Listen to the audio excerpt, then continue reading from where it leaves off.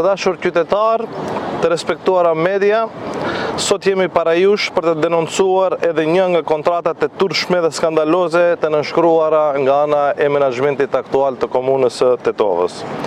Konkretisht, bëhet fjalë për kontratën 15 vjeçare me një operator privat për ndriçimin publik të Tetovës, të nënshkruar me datë 17 nëntor të vitit 2023.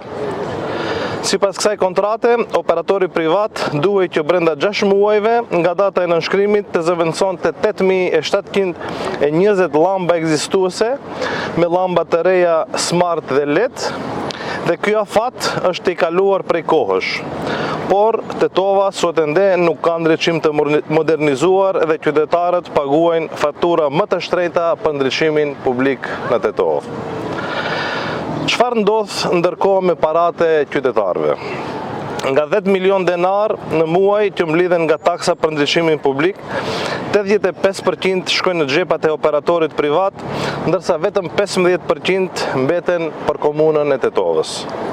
Kjo do të thotë se nga 120 milion denar ose rreth 2 milion euro në vit, afër 1.65 milion euro përfiton kompania private, kurse vetëm 350.000 euro mbeten për komunën e Tetovës. Rrjedhimisht, nga kjo mund të përfundojmë se për periudhën 15 vjeçare, kjo kompani do të inkasoj rreth 25 milion euro nga paratë e qytetarëve të Tetovës, në ndërkohë që investimi fillestar është vetëm 4.4 milion euro. Ky është një plan i pastër për pasurim të individëve në kurisë të qytetarëve. Kjo kontratë është skandaloze edhe për disa arsye të tjera. Qytetarët nga buxheti i komunës nuk janë të mbrojtur nga rritja eventuale e çmimit të energjisë elektrike, që do të thotë nëse çmimi i energjisë rritet mbi 20%, faturën e paguan komuna, pra qytetarët, e në rast kur kursimet janë më të mëdha, fitimin e merr operatori privat.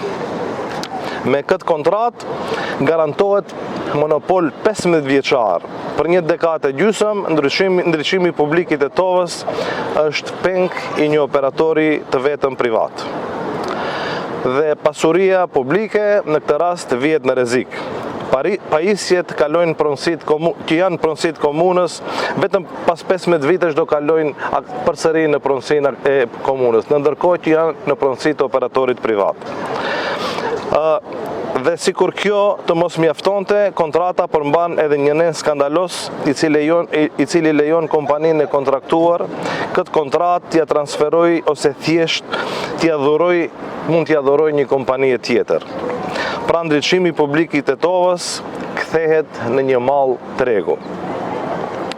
Kjo kontratë është zhvatje klasike që dëmton rënd qytetarët e Tetovës. Dhe unë ju siguroj se këtë kontratë do ta shfrytëzojmë menjëherë dhe nuk do të lejojmë që pasurimi i individëve të vihet mbi interesin publik dhe mbi të ardhmen e qytetarëve të Tetovës. Pazareve me pasurinë publike të kësaj udhëheqësie të kriminalizuar komunale po vjen fundi. Tetova u takon qytetarëve. Ajo nuk shitet e as nuk blihet. Faleminderit.